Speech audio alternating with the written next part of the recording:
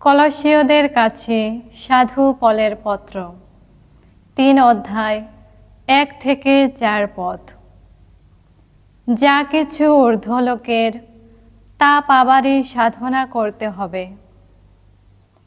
তোমরা যখন খ্রিস্টের সঙ্গে পুনরুত্থিত হয়েছ, তখন তোমরা সেই সব কিছু পেতে চেষ্টা করো যা রয়েছে ওই ঊর্ধ্বলোকে, যেখানে স্বয়ং খ্রিস্টই সমাসীন রয়েছেন পরমেশ্বরের ডান পাশে।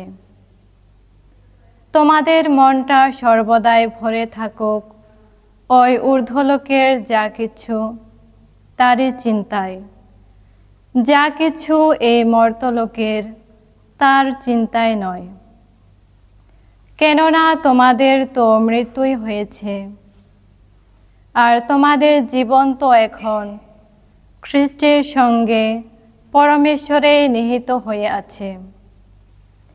কিন্তু যেদিন খ্রিস্ট তোমাদের জীবন তিনি আবির্ভূত হবেন, সেদিন তার সঙ্গে তোমরাও আবির্ভূত হবে পূর্ণ মহিমায়।